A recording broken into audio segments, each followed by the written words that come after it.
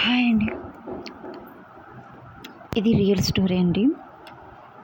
ఒక తల్లిదండ్రులకి ఒక్కడే కొడుకండి. తనకు పెళ్లి చేశారు. 2 పిల్లలు పుట్టారు. ఒక పాప, ఒక బాబు. అయితే భార్యాభర్తల మధ్యలో ఇష్యూస్ వచ్చాయండి. విచిత్రం ఏంటంటే వాళ్ళ సొంతం ఇల్లే. ఆ అమ్మాయి సొంతం ఇంట్లో వాళ్ళ ఉన్న ఇంట్లోనే ఉంటుంది. వీళ్ళంతా బయటికి వెళ్ళిపోయారండి. అంటే ఎవరు? అత్త, మామ, కొడుకు, మనవరాళ్ళు, మనవడు వీళ్ళంతా బయటికి వెళ్ళిపోయి రెంట్కుంటున్నారు. అమ్మాయి మాత్రం వాళ్ళ ఇంట్లోనే ఉంటూ మెయింటెనెన్స్ ఛార్జెస్ అడుగుతుంది. అయితే కొన్ని ఇయర్స్ వరకు అలానే ఉంటుంది ఒక్కతే. కానీ విచిత్రం ఏందో తెలుసా అండి?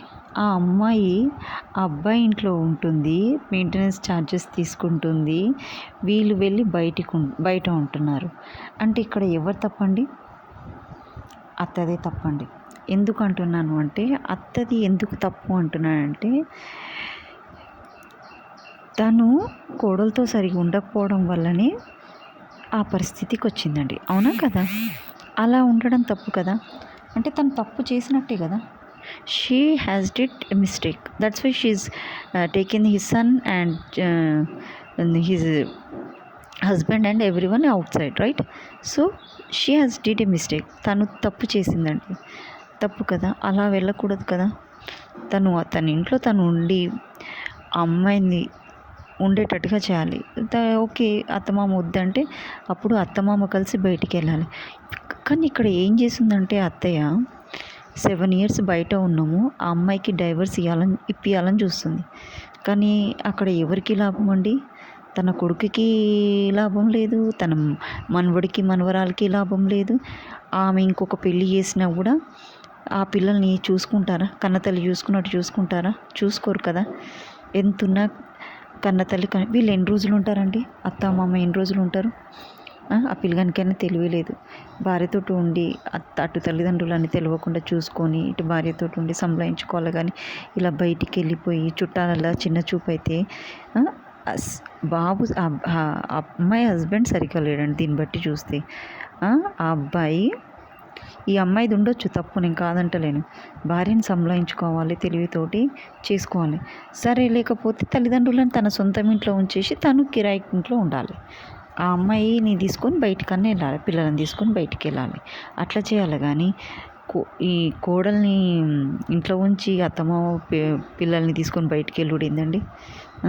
ఆ తల్లికి లేదండి, అత్తకు లేదు. మెయిన్ కోడలు ఉండాలని ఇంట్రెస్టే లేదు. ఎందుకంటే డైవర్స్ ఇప్పియాలి, అది ఉండలేదు, అట్లా మాట్లాడుతుంది. ఎట్లా మాట్లాడుతుంది పట్టించుకోవద్దు, వదిలేయాలి.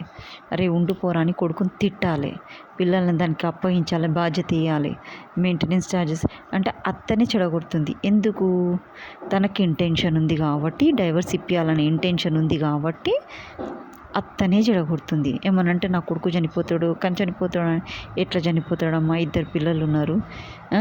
ఆయన చచ్చిపోయినా కూడా ఆయన వారసులు 2 ఉన్నారు కదా. అవునా కదా?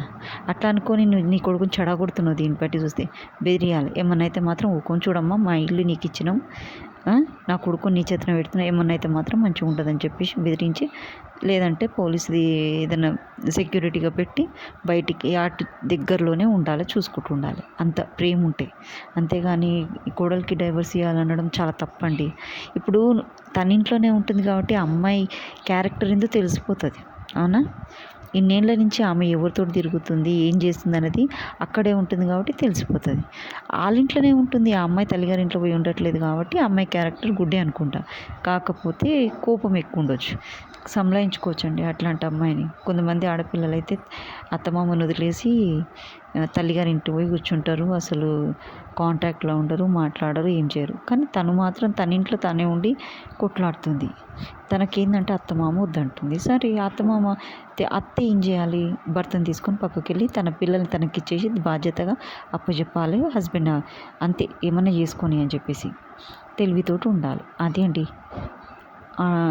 కోడల్ని కొడుకుల్ని సంలాయించుకోవాలంటే విధానం ఇది.